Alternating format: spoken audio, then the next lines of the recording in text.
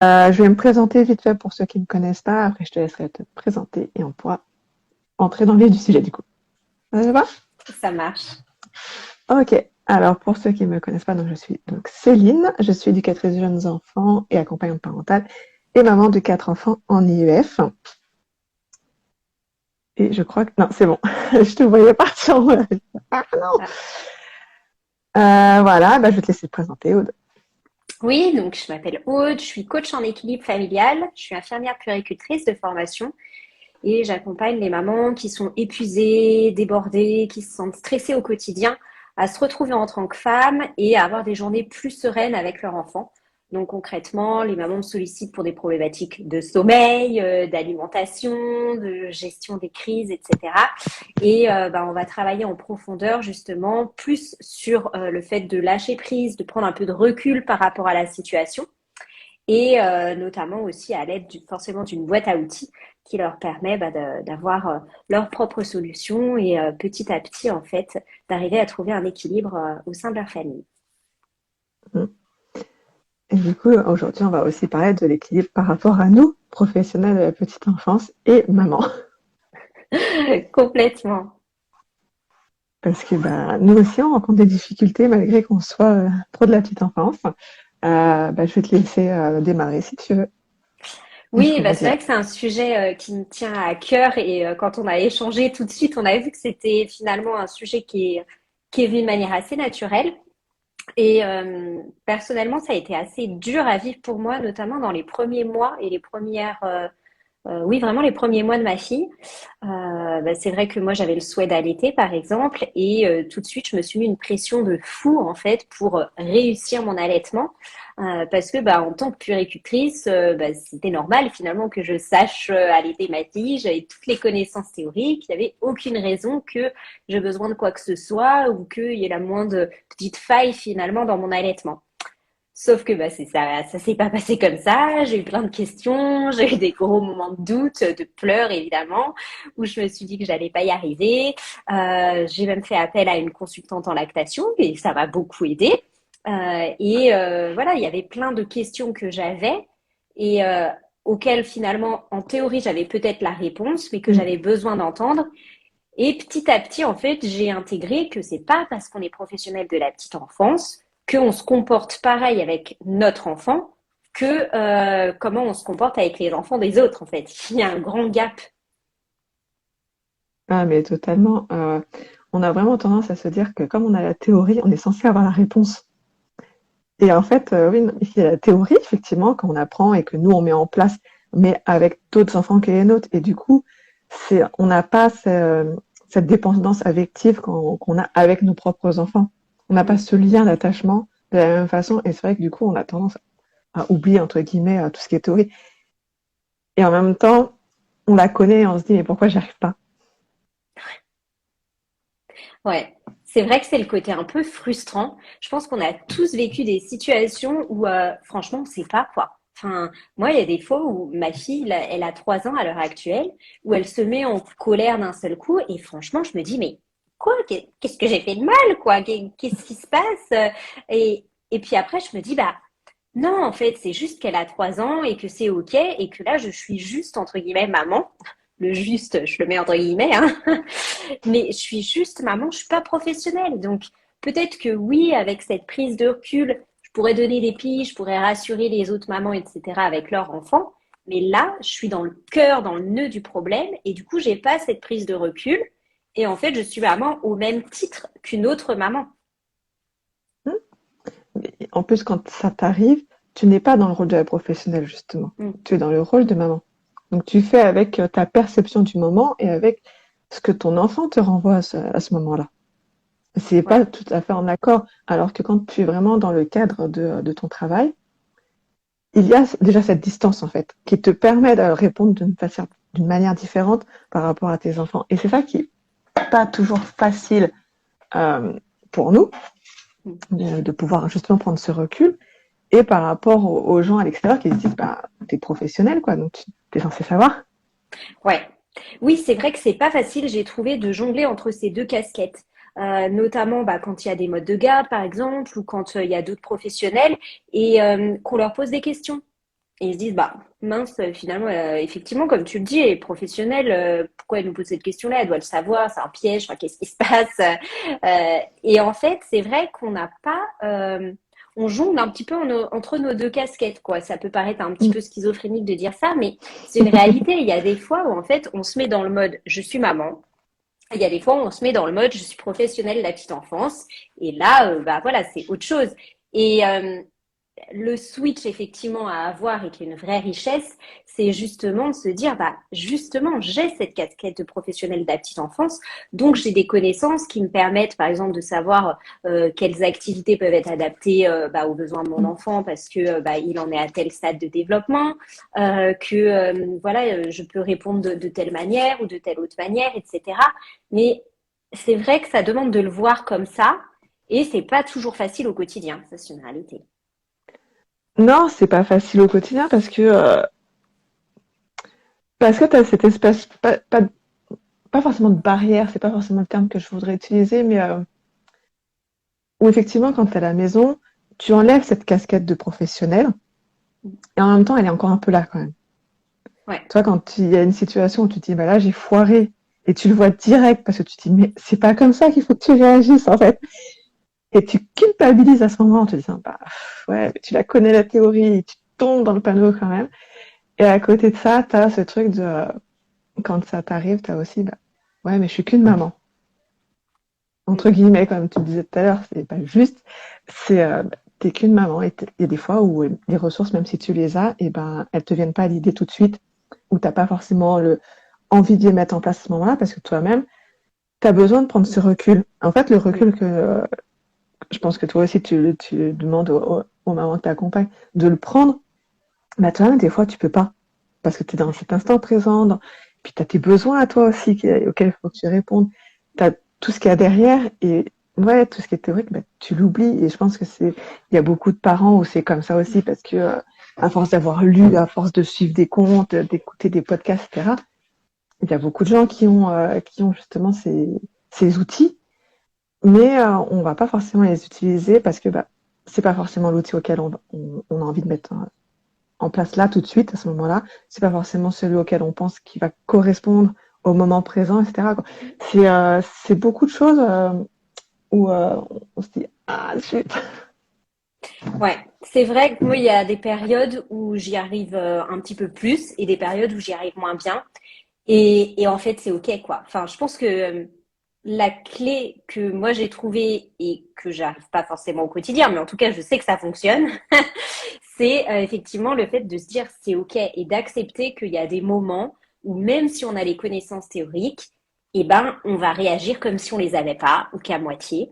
Et il y a des moments où ça va être nickel, on va être super fiers de nous et on va se dire ah bah heureusement que je suis EJE, auxiliaire de puère ou peu importe la formation de base qu'on a, mais heureusement qu'en tous les cas j'ai ce bagage-là parce que ça m'aide à prendre ce recul ou à pouvoir m'adapter au mieux à mon enfant. Mais il y a des fois, on n'y arrive pas et où effectivement, on est en mode action-réaction, notamment dans les périodes de stress, les périodes où on est fatigué. Et c'est OK. Et je pense que ce qui aide aussi, c'est d'avoir cette régularité. C'est que plus on sait ce qui fonctionne et on sait ce qui fonctionne pas, plus au moment où on voit qu'on part dans le mauvais chemin, on peut réajuster aussi. Ça ne veut pas dire qu'on y arrive tout le temps, mais c'est vrai que quand on voit ce qui a marché, ce qui n'a pas marché, bah, ça nous aide aussi à nous dire, bon, bah, allez, stop, là, tu souffles un bon coup, tu vas faire un tour dehors, et puis tu reviens et ça va mieux se passer. Des fois, c'est ça aussi qui aide à prendre un petit peu de recul et à te dire, bon, arrête d'être en mode action-réaction et à réenchaîner. Moi, je vois ma fille, c'est vraiment aussi la période hein, où, voilà, dès qu'il y a une petite source de stress, une frustration qui passe un petit peu mal, ça peut prendre des grosses proportions. Et c'est vraiment cette prise de recul qui aide. Et finalement, peu importe qu'on soit maman et professionnelle de la petite enfance ou qu'on ne le soit pas. C'est cette prise de recul qui est le déclic. Parfois, on y arrive et parfois, c'est plus compliqué. Oui, comme tu le disais, après il y a des moments où on est moins réceptif aussi. Quoi. Moi, je vois pour la période actuelle pour moi où on est en plein dans les contrôles pédagogiques par rapport à l'instruction en famille, et je sais que je suis beaucoup moins patiente pour mes enfants parce que je vois l'enjeu qu'il y a derrière. Alors, donc moi, ce qui fait que je dors moins bien alors que je suis une marmotte. Alors, par rapport à la fatigue, pas trop, mais vraiment, je vois plus par rapport à la pression que moi, je me suis mise derrière parce que j'ai tout le truc de me dire, voilà, je vais être jugée sur ma capacité à instruire mes enfants, que sur ce principe-là, on va tester mes enfants sur des choses euh, qu'on aura faites ou pas. Est-ce que ça va vraiment être mis en lien par rapport à la pédagogie que nous, on a mis en place, la façon dont on travaille. Et du coup, l'incidence que ça va avoir d'avoir un avis favorable qui va nous permettre de pouvoir continuer pendant 2 ans tranquille, entre guillemets. Voilà, moi, je me suis mise toute cette pression-là à me dire, il y a tout ça derrière, il y a un gros enjeu et fois 4, tu vois. Ouais, en Et je plus. vois demain, il y a les premiers contrôles pour les petits et on a travaillé ce matin et mon fils qui me dit, bah, moi, je vais pas rater mon contrôle. Et moi, je dis, ah ouais, j'aurais tellement mis la pression qu'il est. Après, tu vois, il le sent bien, etc. Le tout petit, lui, c'est encore autre chose parce que comme c'est la première fois, c'est plus qu'ils vont vérifier qu'il y a bien une instruction de mise en place. Mais après, je me dis, bah, il y a les grands aussi. Et eux, ils sont du collège. Donc, ça va pas être les mêmes attentes encore. Mm. Et je me dis, je vais pouvoir redescendre en pression la semaine prochaine. Oui. Mais ça, Ouais. c'est moi, tu vois. Et ce Mm. qui va être compliqué, c'est justement de pas leur mettre cette pression-là pour que eux soient aussi tranquilles. Et c'est pas si facile que ça, en fait. Et là, j'ai Oui. plus ma casquette de maman que de professionnelle, même si, par exemple, pour les petits, j'utilise la pédagogie Montessori et que je suis formée pour, tu vois. Donc, je sais ce que je fais. Je sais pourquoi je le fais, comment je le fais, etc. Donc, quand je suis en instruction en famille, je suis carrée. Je serai, là, je suis vraiment moitié-moitié maman et pro. Mm. Alors que le reste de la journée, je suis que maman, entre Oui. guillemets. De toute façon, je suis convaincue que la priorité, c'est toujours notre rôle de femme et de maman, et que finalement, notre casquette de pro, elle vient en complément, elle vient après. Mm. Et elle nous apporte quelque chose en plus, c'est le petit bonus qui peut nous aider justement, comme je le disais tout à l'heure, à savoir à avoir des réponses un petit peu plus précises, un peu plus appropriées. Voilà, ça enrichit en fait ce qu'on peut proposer à notre enfant, et c'est un petit cadeau qu'on peut lui faire. Mais des fois, c'est un cadeau empoisonné parce que bah, c'est cette culpabilité qui est peut-être un petit peu plus importante dans certains moments, ou alors cette pression qu'on se met peut-être à réussir certaines étapes parce que on est professionnel de la petite enfance et que du coup, bah, comme on a donné les conseils, il ne s'agirait pas qu'on n'y arrive pas non plus. Et en même temps, bah, avant tout, on est maman, on est femme déjà. Après, on est maman. Mais effectivement, voilà, on fait ce qu'on peut avec ce qu'on a au moment où on en dispose. Et c'est vrai que dans des moments un petit peu compliqués, moi en ce moment, bah voilà, je vis une situation personnelle qui est compliquée. Je suis en plein divorce avec ma fille, avec mon mari, et du coup forcément, bah voilà, j'en parle aussi avec ma fille. Et voilà, je sais que de base, je suis plus stressée, que du coup, elle l'est plus aussi. Et dans ces moments-là, bah, je suis maman. Et du coup, bah, même si je sais peut-être en théorie ce que pourrait me dire une infirmière puère ou ce que moi j'aurais dit à une autre maman qui vivait la même situation, bah, je suis pas dans ce cas-là. Et c'est vrai que ça, c'est une Mm. petite aide que on peut partager. Je pense que toi aussi, enfin voilà, quand on en a échangé, c'est quelque chose qui parlait. C'est parfois le fait de se dire, bah qu'est-ce que tu dirais à ta meilleure amie ou qu'est-ce que ta meilleure amie te dirait si tu étais dans cette situation-là? Toujours avec cette idée de prise de recul, mais sans forcément faire tout de suite appel à quelqu'un, déjà essayer de se dire, bon, si c'était pas moi là, la maman, si c'était ma meilleure copine, qu'est-ce que je lui dirais? Est-ce que c'est OK? Est-ce que c'est pas OK? Etc. Et tout de suite, eh ben, on se rend compte qu'on est beaucoup plus bienveillant finalement avec les autres qu'avec soi-même.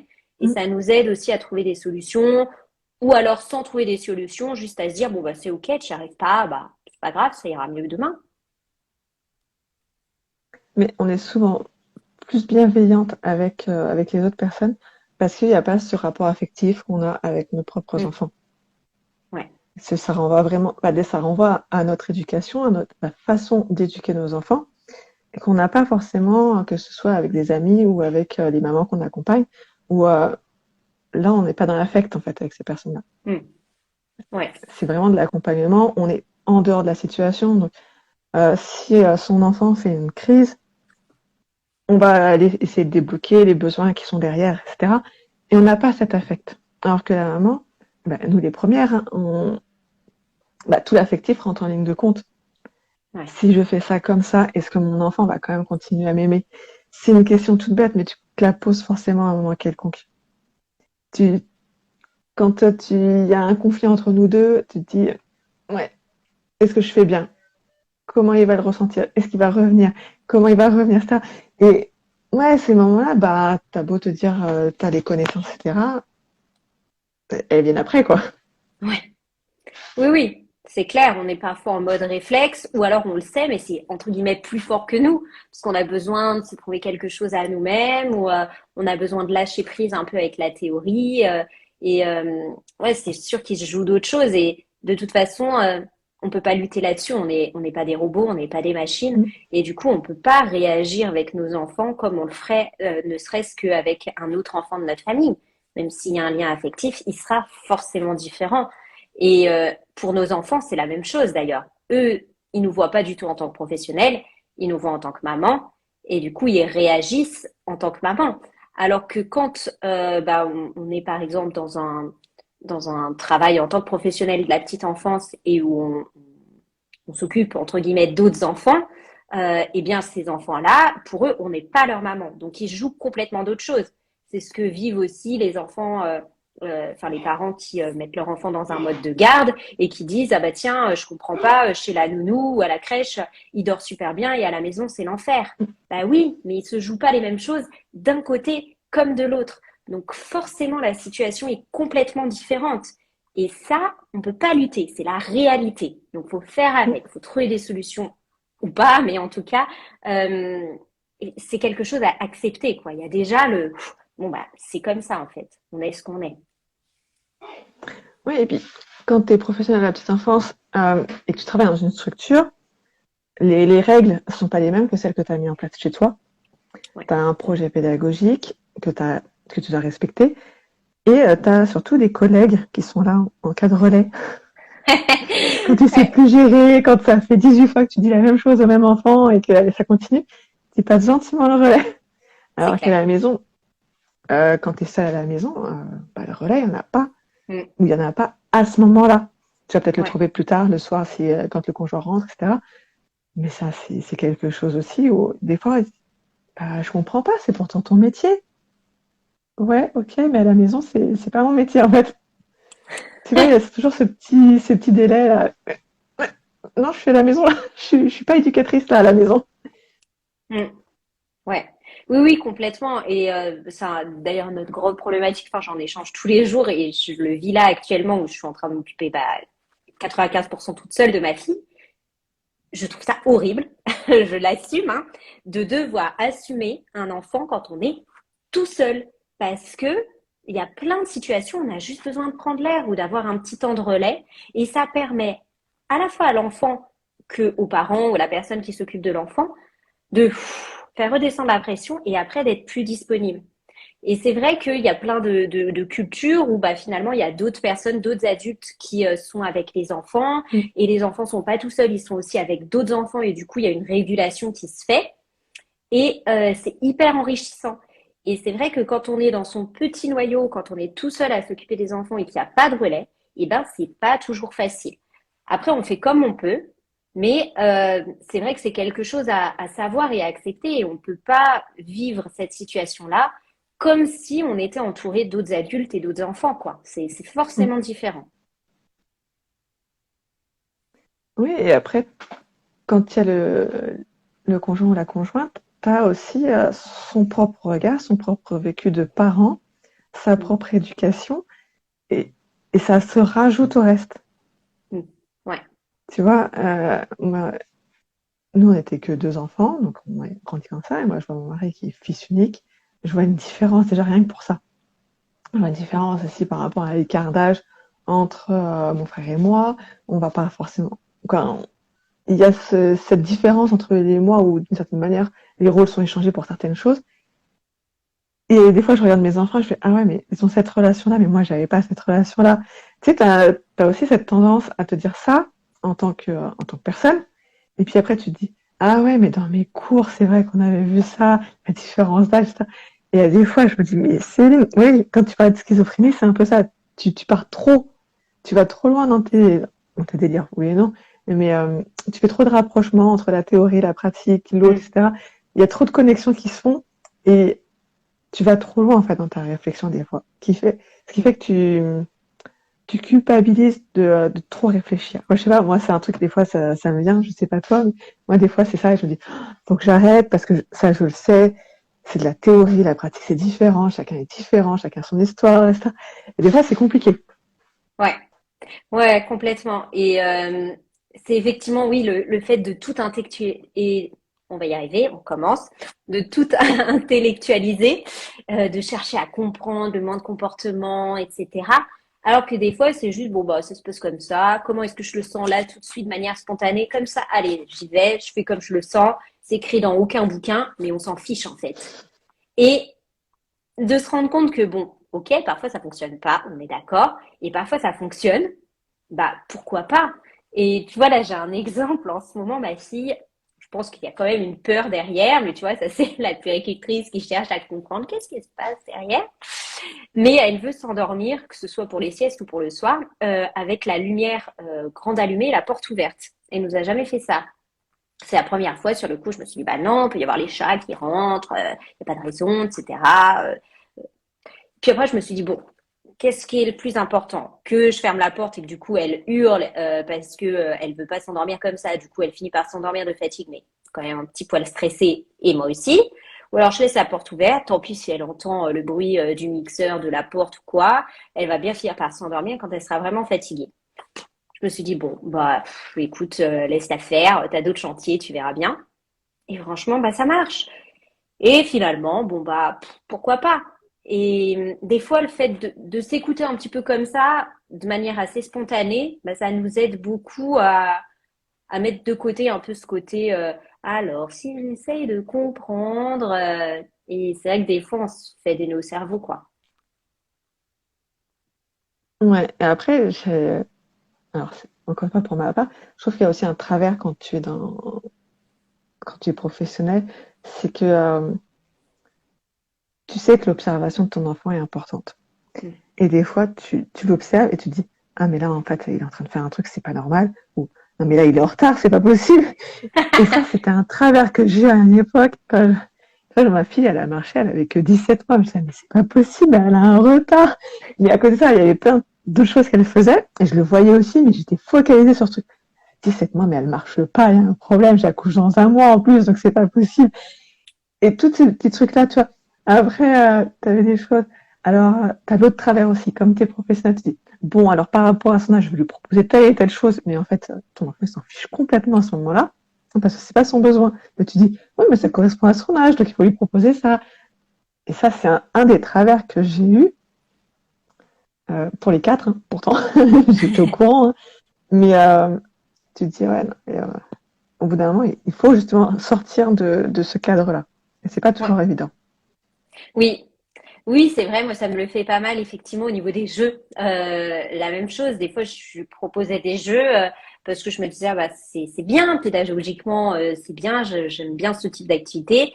Et en fait c'était pour moi parce que elle ça l'intéressait pas du tout. Donc je me posais avec elle et finalement soit elle utilisait le jeu par un autre moyen. Donc bon, bénéfice pédagogique zéro, enfin pas zéro, mais en tout cas c'était parce que j'avais prévu à la base, soit bah, elle se mettait à faire autre chose. Et le fait de lâcher à ce moment-là, de se dire bon bah tant pis en fait, et c'est pas grave, et du coup d'aller ce vers quoi elle a besoin et du coup ce vers quoi elle a envie en général, bah c'est vrai que c'est pas facile. Tu te dis bah qu'est-ce qui se passe? Pourquoi mon enfant rentre pas dans les cases de ce que j'ai appris? Pourquoi j'ai pas aussi cet enfant que je me suis imaginé? Et là finalement je pense qu'on rejoint des questionnements de mamans qui sont pas professionnelles de la petite enfance et qui se disent ah bah tiens c'est bizarre le petit voisin d'à côté lui il parle alors qu'il a le même âge, la mienne elle parle pas, je lui ai acheté tel jeu et c'est censé développer le langage pourtant elle en veut pas. C'est vrai qu'on se pose pas mal de questions et des fois de se dire bon et si je savais pas tout ça, est-ce que je me poserais autant de questions? Bah non. Et c'est pas facile, c'est vrai. Franchement, notamment dans les moments de stress, de fatigue, parce que quand tout va bien, franchement, on le vit très bien. Je trouve que c'est justement quand ça va pas qu'il y a des petits moments ou des petits doutes, ou alors le médecin. Moi, je vois ma fille, le langage, c'est tranquille, quoi. Si elle se fait comprendre, bon, ça lui suffit.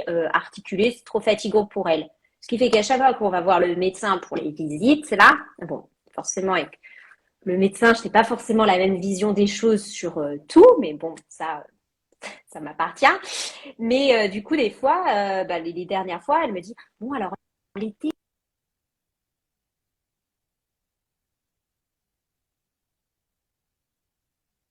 Je t'ai perdu, Aude. un petit point, peut-être avec une orthophoniste. Et c'est vrai que dans ces moments-là, pouf, ça y est, la casquette de puéricultrice, elle est partie. J'ai la casquette de maman. Et là, je me dis, mais ça se trouve, c'est vrai que c'est pas normal. Et puis, petit à petit, je me dis, non, mais en fait, c'est son avis à elle. Tout va bien, on va se calmer. On n'en est pas encore à l'été. Et même si l'été, voilà, on n'en est pas au stade du médecin, peut-être que pas non plus le feu au lac. Mais c'est vrai que, voilà, des fois, c'est les dires des autres aussi qui nous remettent un petit peu en question, quoi. Ouais, mais c'est souvent par rapport au point de vue de l'autre. Ça va être la comparaison. Effectivement, ils ont tel âge tous les deux. Il y en a un qui fait ça et pas l'autre. Mm. Mais moi, je le vois aussi entre mes enfants. Et pourtant, je le dis, on compare pas les enfants. Mais tu es obligé d'une certaine manière de les comparer. T'en vois un qui fait telle chose à tel âge et tu vois l'autre qui fait pas les choses qui... Euh... Ouais, mais il y a un petit décalage entre vous deux, là. C'est quoi le truc? Après, oui, effectivement, tu te dis, bah non, mais c'est normal, chacun a son développement, etc. Mais je pense que ça, c'est humain. La comparaison est humaine. Oui, C'est de pouvoir ensuite pouvoir prendre ce recul et de se dire, tout va bien, ou justement, ça ne va pas, on va faire quelque chose. mm. Mais ça, c'est pareil, c'est cette prise de recul de pouvoir se dire, on se pose, on réfléchit et on agit autrement. Ouais. Oui, oui, complètement. Et je pense que souvent, on se dit que parce qu'on est professionnel de la petite enfance, on va vivre notre vie de maman complètement différemment. Alors qu'en fait, j'ai l'impression que le différentiel, il est peut-être sur 20% de notre vie de maman, qui nous pousse à avoir un autre regard, à, à proposer peut-être de temps en temps des choses un peu différentes, à réagir nous aussi de manière différente. Mais au quotidien, la plupart du temps, finalement, c'est pas ça qui a une grande influence. Ce qui a une grande influence, c'est qui on est. C'est peut-être aussi comment on s'est renseigné et la manière dont on veut vivre notre quotidien avec notre enfant. Mais ça, qu'on soit professionnel ou pas, c'est complètement possible. Il y a aussi des mamans qui sont pas professionnelles et qui se disent, ah bah tiens, en termes de pédagogie, d'approche, de choix éducatif, je veux fonctionner de telle ou telle manière. Donc voilà, je pense qu'il faut pas non plus se dire, enfin, il faut pas. En tout cas, moi, c'est comme ça que je le vois. Je me dis que c'est pas parce que je suis professionnelle de la petite enfance que ma vie de maman est complètement différente, quoi. Non, c'est ça. Il y a un truc, par contre, moi, qui m'a gênée à une époque, quand je travaillais encore en structure, c'est que je faisais beaucoup de choses avec les enfants que j'avais en structure, justement. Mm.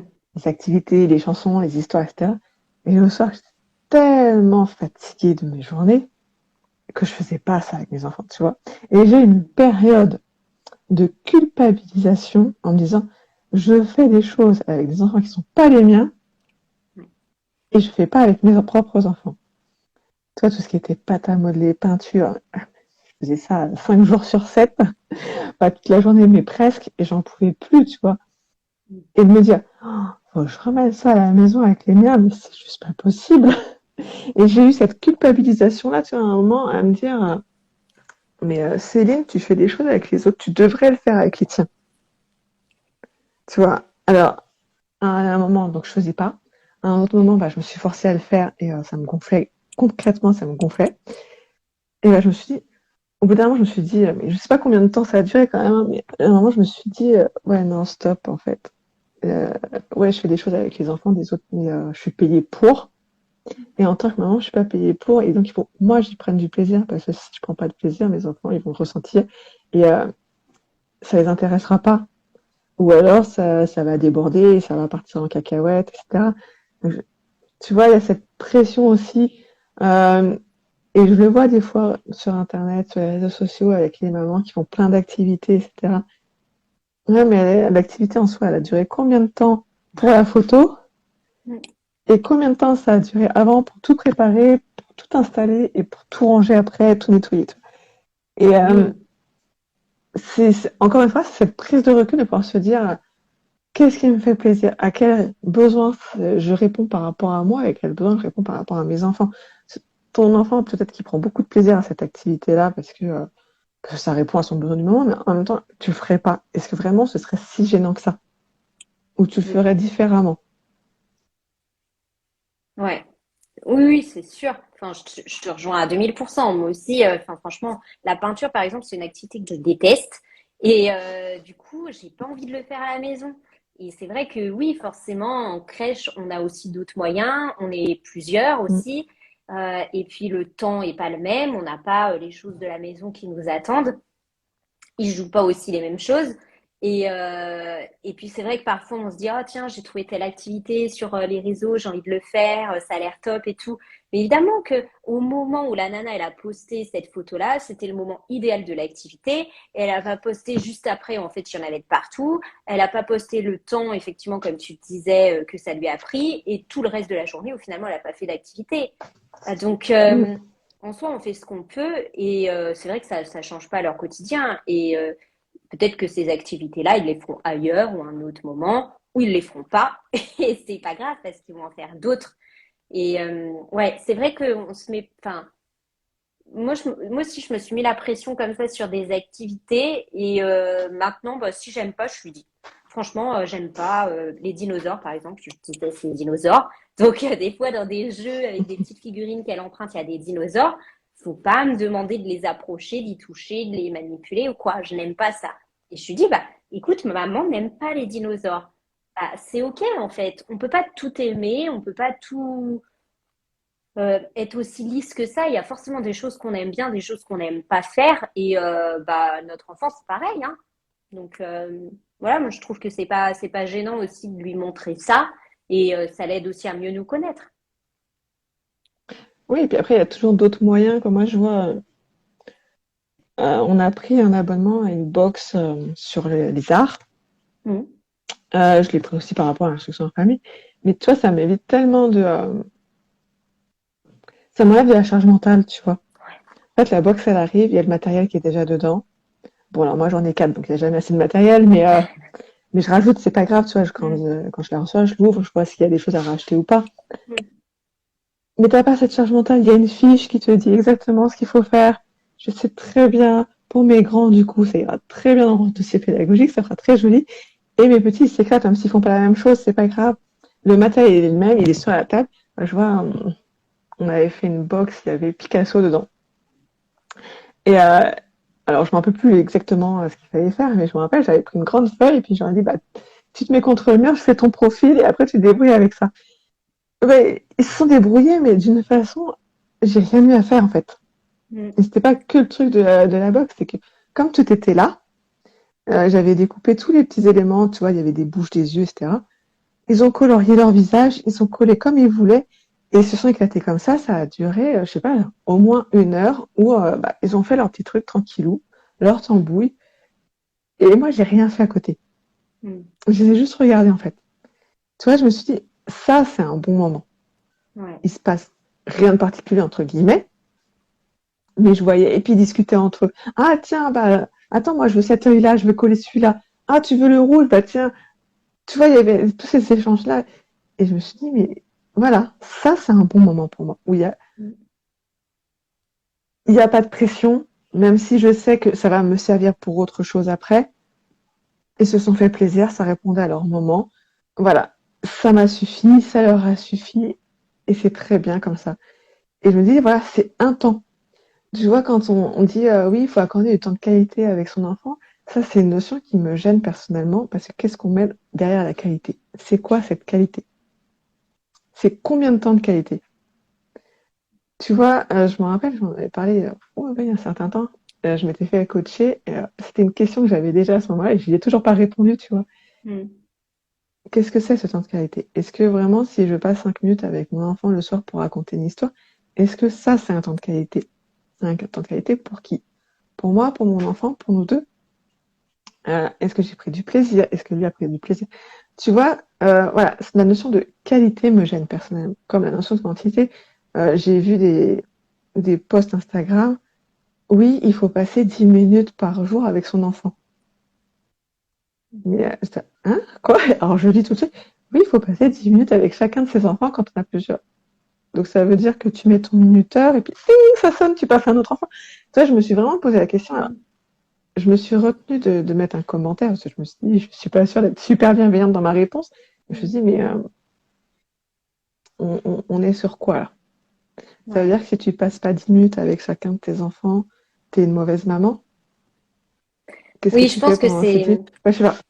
c'est le problème aussi enfin, des postes, etc. C'est que je pense que l'objectif à la base est de donner un ordre d'idée, c'est-à-dire qu'on n'est pas obligé de passer 2 heures et voilà, moi en tout cas, c'est peut-être comme ça que je le comprends, c'est que c'est pas forcément le fait de passer 2 minutes ou de passer 2 heures qui a une influence sur ce temps-là, et que l'idée c'est de passer un petit temps avec chacun.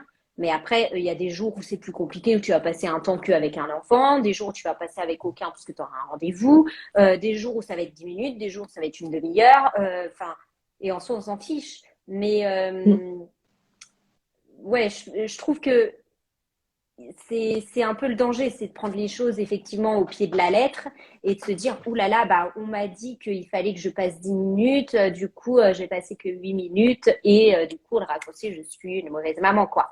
Ouais, c'est un peu le problème et le problème aussi de se dire, bah, comment il faut que je sois avec mon enfant alors que bah, il y a que toi qui peux le savoir comment tu vas être avec ton enfant, juste être toi, c'est ce dont il a besoin, avec les moments où tu es bien, les moments où tu pas bien, les moments où tu as envie de faire des trucs géniaux, les moments où tu n'as pas envie de faire des trucs géniaux. Et en soi, si c'est bah, t'as rien envie de matériel et tu fais des chatouilles sur le canapé ou tu fais un gros câlin, bah c'est ok, c'est génial. Et si tu as envie de lire une histoire avec un livre pop-up super, voilà, avec un but pédagogique bien précis, bah c'est génial aussi en fait, peu importe ce que c'est, du moment que voilà, c'est un moment que chacun apprécie et que tu as envie de faire à ce moment-là, et puis aussi, quoi. Mm. Oui, puis je trouve ça un peu particulier de mettre des temps comme ça. Ça va pas forcément répondre aux besoins de chacun non plus. Mm. Tu vois, moi, je vois ma fille, elle va avoir 13 ans, passer du temps ensemble, elle en a rien à faire actuellement. Ouais. Oui. Tu vois, elle passe pratiquement toute la journée dans sa chambre, même pour travailler, elle va dans sa chambre. Alors que, il y a peut-être 2 mois, on travaillait tous ensemble dans la cuisine en même temps. Alors que là, bah ouais, elle met son post radio et elle va dans sa chambre et je la vois, ouais, pour manger ou une fois de temps en temps, quoi. Mm. Et je passe plus de temps avec mes garçons et c'est pas pour autant que le peu de temps que je passe avec ma fille ne sera pas forcément de qualité et il n'est pas mesuré. Oui. Bah, heureusement. Enfin, je me Enfin, vois pas et je regarde pas à quelle heure on commence le temps ensemble et à quelle heure on le mm. finit, tu vois. C'est un truc où j'ai un peu de mal à imaginer et je me dis par rapport à quoi en fait on se base sur ça. C'est comme les posts où on te dit voilà à tel âge, ça aussi une fois ça. Là, je m'étais pas empêchée de faire un message, mais j'ai beaucoup réfléchi à comment j'allais tourner les choses. Quand je vois un post qui dit à quel âge on doit enlever la sieste du matin, je dis bah, quand il en a plus besoin peut-être, tu vois. Mais je Mm. me suis retrouvée devant le post, je me suis dit bah moi avec mon recul là, avec mes 4 enfants, mais avec mon recul de professionnel, je me dis what? Qu'est-ce que c'est? Et je me dis, tu vois, il n'y avait pas plusieurs commentaires. Ah oui, mais mon enfant, voilà, il dort de tel âge, quoi, de telle heure à telle heure, il dort encore le matin. Et moi, je dis, mais quel est le problème en fait? Ouais, c'est ça. Pourquoi on veut enlever une sieste le matin? Tu Ouais, vois, et là, c'était un enfin, truc, en genre, soi, vers si on a 9 mois, il 10 faut ans l'enlever. et qu'on a envie qu'on est fatigué le matin, on fait bien une sieste. Même nous aussi, quand on est malade ou qu'on est fatigué, si on a la possibilité, on va le faire. Et en Hum, soi, mais après, je pense que ça répond à une demande. Moi, je le vois dans les accompagnements au sommeil. Pourquoi les plans de sommeil, les tableaux où on rentre, alors il s'est endormi à 20h09 et à 23h08, il a fait un premier réveil de 4 minutes 32. Enfin, le truc, mais au secours, quoi. Et en fait, ça répond à une demande. Je pense que c'est très rassurant pour pas mal de mamans qui sont désemparées. Et en soi, enfin, je leur jette pas la pierre. C'est horrible quand tu es désemparé, que tu sais pas comment faire. C'est rassurant d'avoir ces codes, ces tableaux, ces structures, ces chiffres qui te donnent une indication et où tu te dis, ah bah, mon enfant, il se situe dedans, un petit peu à côté ou lointain. Et c'est un gros piège. Mais oui, c'est un piège parce que cette personne-là, elle a fait plusieurs posts comme ça. Après, son compte, il est autour du sommeil de l'enfant, donc c'est Oui, logique. oui, bah, le Mais de sommeil, se c'est dire, super voilà, important. à 9 mois, on doit enlever la sieste du matin. Je me dis, bah, quand moi, je sais que ma seule réponse a été, peut-être qu'on pourrait observer son enfant avant de décider d'enlever une sieste. Tu Mais vois, tellement. c'est des trucs, je me dis, si tout est comme ça, non, mais c'est un truc tout bête, mais je veux dire, en crèche, quand les enfants sont fatigués, on leur propose de se coucher. Tu vois, et Oui, quand il n'y a pas la possibilité de le mettre dans un dortoir, et ben on prend un matelas ou un petit lit et puis il est dans la salle. Même s'il dort pas, c'est pas grave. Et je me dis, justement, ça enferme. Il y a un côté rassurant pour certaines choses, mais il y a d'autres choses, je me dis, faut pas forcément donner d'âge ou vraiment mettre une fourchette large. ouais. Pas se dire, voilà, il a 9 mois, donc on enlève la sieste du matin.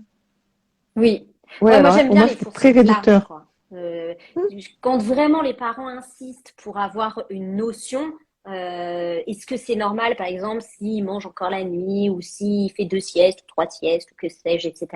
Bah, donner une fourchette. Bah, la plupart des enfants, entre, je sais pas moi, 12 mois et 18 mois, ils ont tendance, mais peut-être qu'il y a des enfants de 10, 11 mois qui en ont plus besoin et des enfants de 3 ans qui en ont encore besoin. Et ça dépend des moments. Et parfois, il va pas y en avoir, parfois oui. Parce que la vie, elle n'est pas comme ça et que c'est pas dans des cases, même si on a été un peu formaté comme ça et qu'il y a beaucoup d'institutions qui sont faites comme ça. L'école, c'est d'ailleurs la première. Bah, la vie n'est pas comme ça. C'est d'ailleurs pour ça que parfois ça pose souci, parce que chaque enfant est différent en fait. Et que moi, je vois bien ma fille, c'est une grosse dormeuse. Elle fait parfois encore des siestes de 3 heures. Et très tard, elle a fait une sieste le matin qui était très grande et une sieste après-midi qui était très grande aussi. Bah, parce que elle est comme ça et qu'elle se donne à 2000% le reste du temps. Et voilà, peut-être que quand j'aurai un deuxième enfant, ce sera différent. Peut-être que d'ici quelques temps, ce sera différent aussi. Moi, je pense que cette observation, c'est hyper important, c'est clair. C'est ce qu'on nous apprend quand on est professionnel de la petite enfance. Mais je pense que en tant que maman, c'est notre plus grand outil finalement. Ouais, mais je pense qu'il y a aussi beaucoup de choses où il y a trop ces cases, justement, comme tu disais. Tu regardes un carnet de santé, tu as des cases, justement, par Je ne rapport le à regarde pas. l'alimentation, le sommeil. Non, mais moi, je ne regarde plus non plus, Je mais regarde. une fois, je me suis Alors, dit, tiens, je vais regarder ce qu'il y a petit. dedans quand même, parce qu'il y a Non, beaucoup de non. pages. Hmm. Et je regardais, et j'étais, donc, alimentation. Donc, il y avait l'allaitement, quoi. Ça fait très très longtemps que je n'ai pas regardé. Mais l'allaitement, donc, c'est de tel âge à tel âge. Et puis, à tel âge, tu commences la purée, mais tu commences ceci, tu commences cela. C'est un côté rassurant pour les parents qui ont besoin d'être rassurés. Mais pour des parents qui regardent ça d'un autre œil, ça peut les enfermer. Puis après, tu as ceux qui se débrouillent autrement parce que ça les intéresse pas ou parce que comme ils ont une autre culture, eh ben, ils font différemment, etc. Mais j'ai l'impression qu'il y a vraiment ce truc de ces cases qu'on va absolument mettre, comme moi je le vois pendant les ateliers de portage avec des parents qui viennent. Ah oui, mais j'ai vu que, encore hier, oui, donc on m'a prêté des écharpes, mais on m'a dit que c'était ce qu'il y avait de meilleur pour l'enfant et que les pains bébés, c'était pas avant que l'enfant s'assoie tout seul. Et moi, je passe derrière ça et je fais, bon, alors on va recontextualiser un petit peu les choses, s'il vous plaît. Tu vois? Et ça, c'est un truc qui m'énerve parce que ça pouvait être vrai avant et ça l'est pas forcément maintenant. Il y a des choses où on a fait beaucoup d'avancées, comme on couche un enfant sur le dos et pas sur le ventre pour limiter. Oui, Alors ça. ça s'appelle plus la mort subite, mais Ouais, mort bon, on inattendue. va dire mort Hmm. subite parce que je me rappelle pas Ouais. l'autre nom. Et à côté de ça, t'as des parents qui sont, ah oui, moi, mais il dort que sur le ventre parce que ça le rassure. Du coup, tu vois, c'est des parents qui sont super stressés parce que, Hmm. oh, mais ouais, mais moi je le mets sur le ventre parce qu'il est que comme ça, bien, c'est que comme ça qu'il dort. Ouais, bon, on va essayer de relativiser un petit peu, on va trouver d'autres choses, tu Ouais. vois. Et t'as ces cases-là qui m'exaspèrent justement parce que on n'est pas des cases, on n'est pas des numéros et on fait avec la personne qu'on a en face de soi et on fait aussi en fonction de nos capacités générales, pas forcément que de nos capacités à nous en tant que personne, mais par rapport à notre environnement, comment il est fait, etc. Moi, je me suis vue dans des crèches où il y avait une salle unique, c'est la salle qui servait pour la salle de jeu, pour la salle de repas, pour le dortoir. Bon, bah forcément, l'enfant qui a envie de dormir à 9 heures quand il y a tous les enfants qui arrivent, etc., c'est beaucoup plus compliqué pour le sommeil. Hmm. Hmm. Ok, bah, on va se débrouiller un peu autrement, on va te mettre peut-être plus dans un coin, on va peut-être mettre moins de lumière dans la salle, voir comment ça. Mais quand tu es à la maison, ça va être pareil, tu vas faire aussi en fonction de toi et en fonction de ton emploi du temps aussi.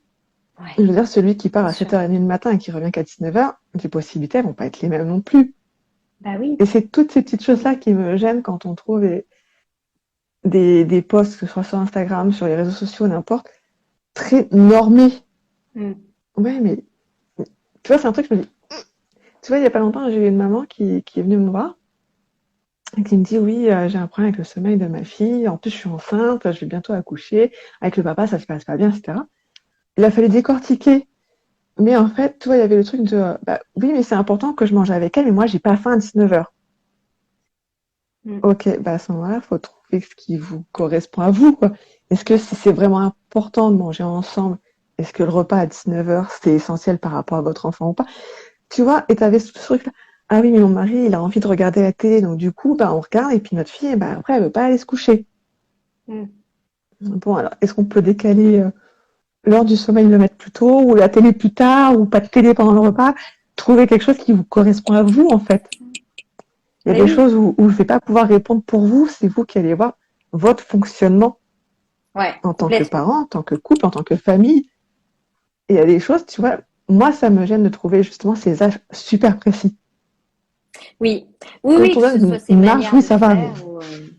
C'est voilà, c'est vrai que je pense que des fois le problème c'est que les parents attendent une solution, alors qu'en fait la seule chose qu'on peut leur donner c'est des outils de compréhension, leur dire ah bah peut-être que s'il fait ça c'est parce que ça peut être ça ça ça comme piste à travailler et leur donner peut-être une boîte à outils de choses qui peuvent être mises en place. Mais après est-ce qu'il faut faire la solution ou l'astuce numéro un plutôt que la 2 la 3 ou essayer la un avant la 3 bah en fait, on n'en sait rien parce qu'on n'est pas dans leur situation, on n'est pas au quotidien avec eux et que le lundi, ça peut être complètement différent du mardi, ça c'est clair. Donc, c'est retrouver un peu ce qu'on a envie de faire au fond de nous et se dire, bon, bah, si j'avais pas tous ces bouquins, tous ces réseaux, tous ces conseils, etc., là, comme ça, de manière spontanée, qu'est-ce que je ferais? Qu'est-ce que j'ai envie de faire? Mhm. Mais c'est ça. Euh, Tu vois, on a vu ces dernières années un très très grand essor de la parentalité dite bienveillante, positive, etc. Ça se Mm. voit quand tu vas en librairie, quand tu as un Oui, grand rayon. Moi, je me revois il y a ne serait-ce que 5 ans. Ça commençait vraiment il y a 5 ans, je pense. Mais il y a 5 ans, j'étais partie dans une librairie. Le rayon, il y avait peut-être 4 livres, donc, mm. tu vois.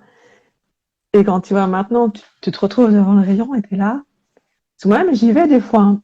Toi, pour me tenir un peu au courant, etc., voir ce qui se dit aussi. Et je me retrouve devant le rayon et je suis là, ah ouais, mais en fait, le parent qui était boussolé, il se retrouve lui-même devant le rayon. Comment il fait son choix, Ouais. tu vois? Oui, oui, Et puis je je me dis, pense que quand ça il se met retrouve aussi sur beaucoup la Instagram, sur pression. Internet, c'est pareil.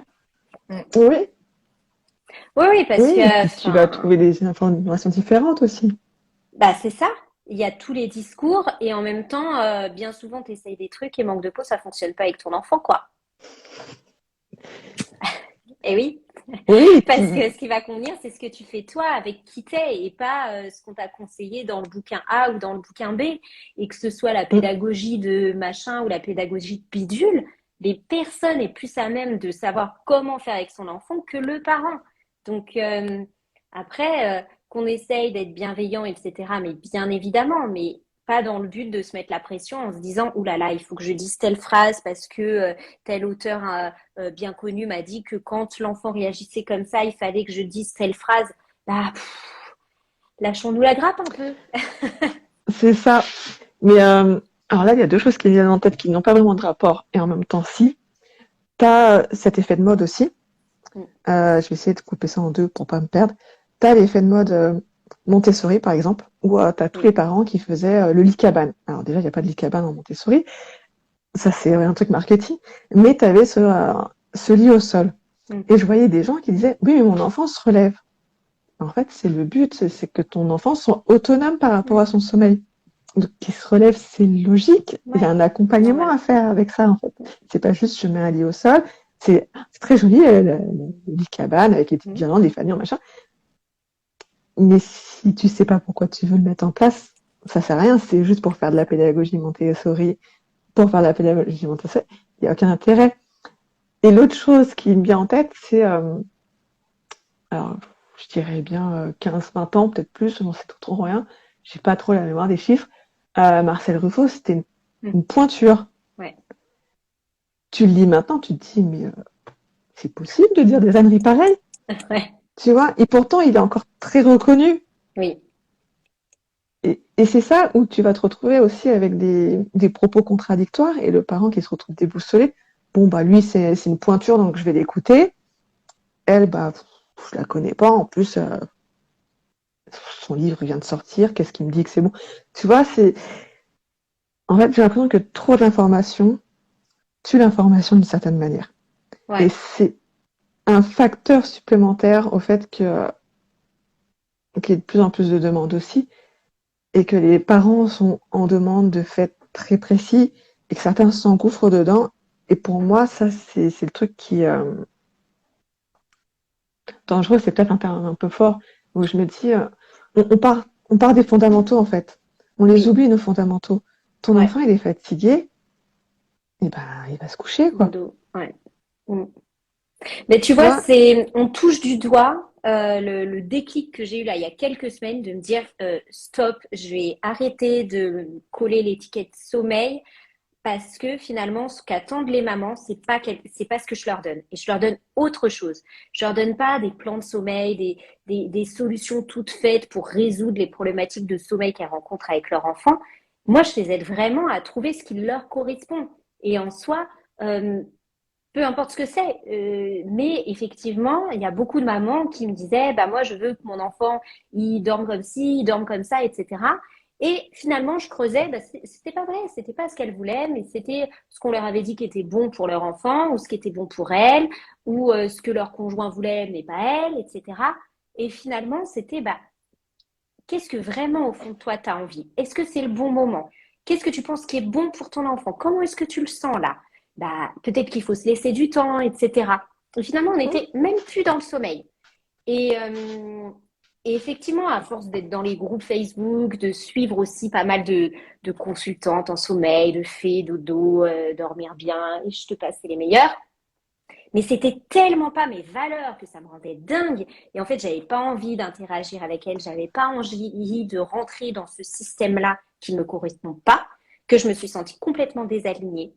Et je me suis dit, bah, ouais, le sommeil, c'est une thématique qui me tient à cœur parce que c'est vraiment la clé, c'est la base de beaucoup de problématiques que rencontrent des mamans. Et clairement, quand on dort pas, on n'en peut plus. Et moi, c'est quelque chose qui me tient à cœur, justement.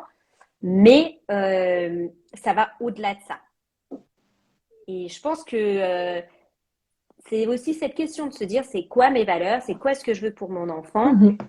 et de suivre ça, quoi. Finalement, personne ne peut juger ça.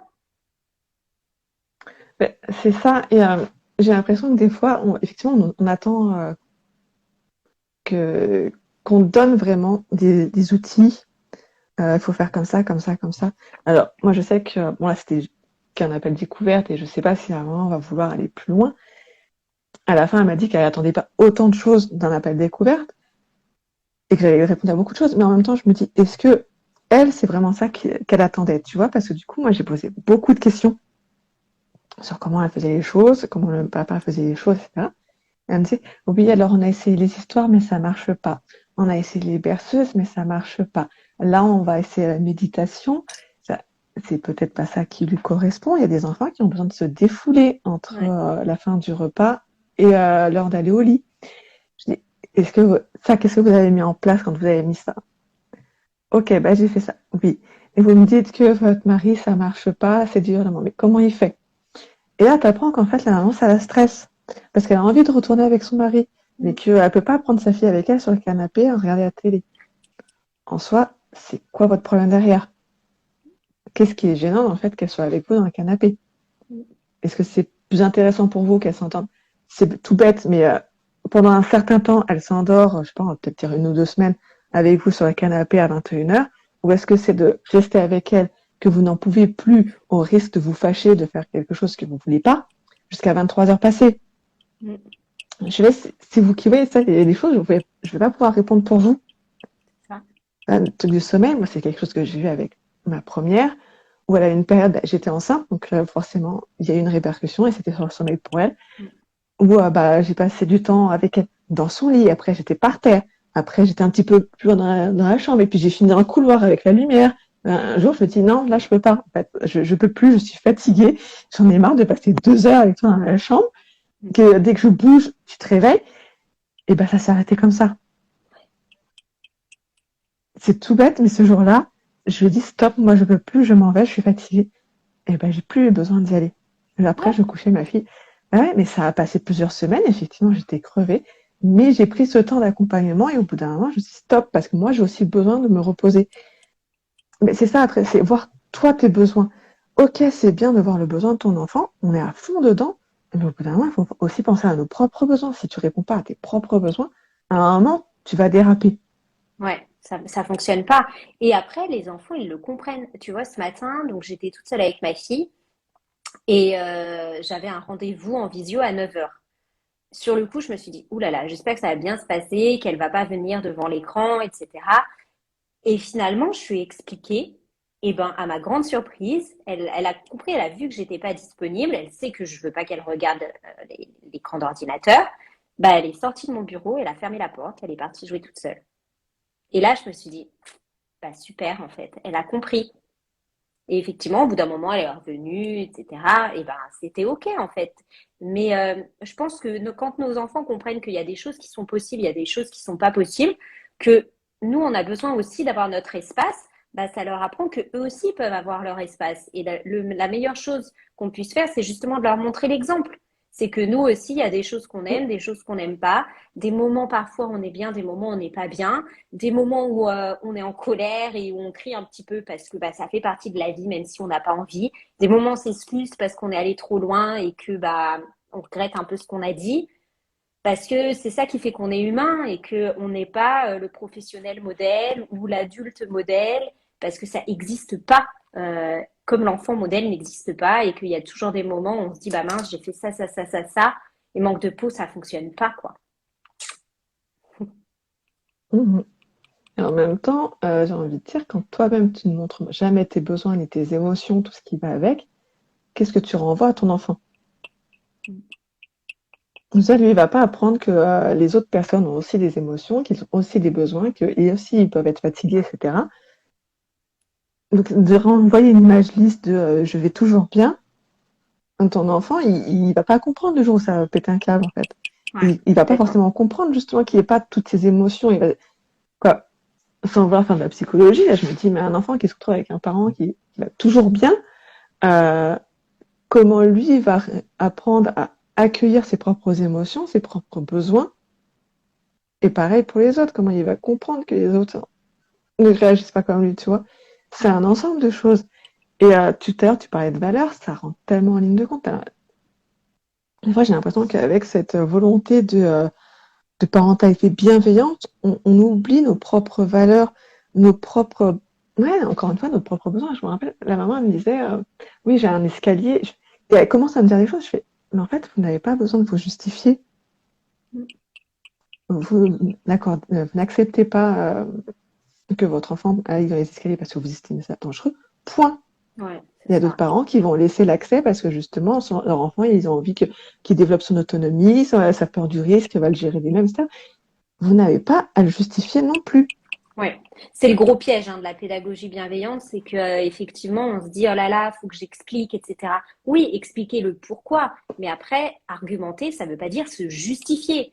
On reste les parents et il arrive un moment où effectivement les enfants, au fur et à mesure de leur âge, ils sont capables de savoir ce qui est bon pour eux, mais dans la petite enfance, c'est quand même nous parents qui orientons par rapport à ça et qui sommes à même de leur montrer au moment où il y a les dangers.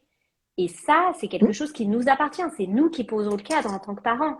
Et le problème, effectivement, c'est de vouloir lisser toutes ces réactions de parents, de vouloir lisser tous ces comportements, toutes ces manières de faire, alors qu'en fait, c'est pas possible de lisser. Donc, être bienveillant, oui, c'est une évidence. Je pense que toi comme moi, on est d'accord que c'est quand il y a quelque chose qui va pas, c'est pas je te retourne une fessée, t'es puni dans ta chambre et je vais pas te voir, tu seras privé de danette.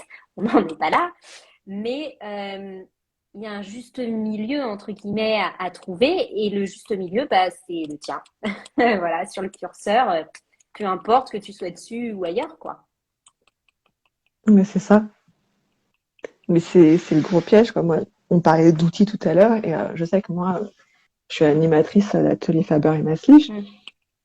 et à chaque séance, tu as des outils, des habiletés, comme on dit. Et les parents, à chaque fois, je leur dis, vous prenez ce qui vous parle. C'est pas parce que vous avez une liste d'outils qu'il va falloir tous les mettre en place. Mais oui. Et les outils, vous allez l'utiliser le lundi, ça va marcher, et le lendemain, ça marchera pas parce que vous ne serez pas dans le même état d'esprit, que votre enfant ne sera pas dans le même état d'esprit, que ça correspondra pas à ce moment-là. Vous prenez ce qui vous parle. Comme quand je suis en atelier massage bébé, je leur dis, je vous montre des gestes. Vous prenez ce qui vous intéresse ou pas. Moi-même, en tant qu'instructrice, il y a des mouvements que j'oublie parce que ça me parle pas, parce que j'ai pas envie de les utiliser, etc.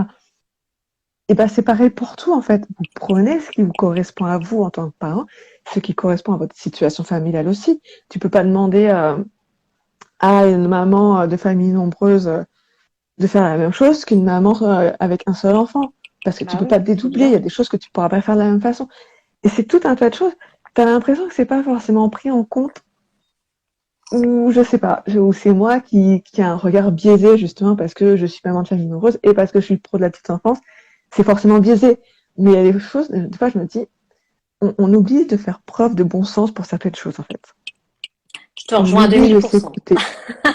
Bon, certes, je suis pro de la petite enfance, c'est d'ailleurs le sujet du jour, mais j'ai qu'une fille et voilà, je trouve que il y a beaucoup de pression, effectivement, qu'on a tendance à se mettre quand on est parent pour être un parent qui est comme ci ou comme ça. Mais en tout cas, on se dit qu'on va devenir d'une certaine manière, alors qu'en fait, on est juste nous. Et ça, c'est dur, je pense, à accepter en tant que parent.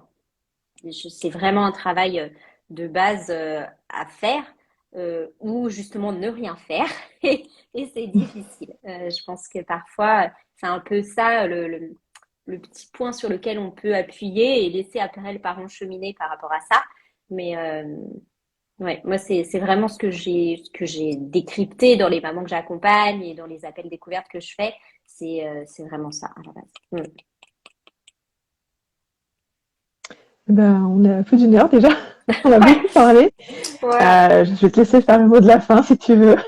Ouais, bah merci beaucoup hein, déjà pour cette invitation, Céline. C'était un live super intéressant. Je pense que vraiment on est parti sur un autre chemin sur le fait d'être parent, etc. Après, parce que c'est vraiment en lien avec le thème du jour. Mais si j'avais un seul conseil à donner, puisque les mamans sont tant en demande de conseils, ce serait vraiment de s'écouter qu'on soit pro de la petite enfance, jardinier ou ingénieur chargé d'affaires, peu importe, mais écoutez-vous et voilà. Très bien. Pour les personnes qui ont tenu jusque-là, on est dispo s'il y a besoin. Aude sur deux fils en famille. De toute façon, je mettrai tout en barre d'infos. Je crois qu'on dit ça comme ça. Ben, Aude, je te remercie et je te souhaite une belle après-midi ainsi que ceux qui ont regardé. Merci à Bonne toi, bon journée. après-midi. Bye.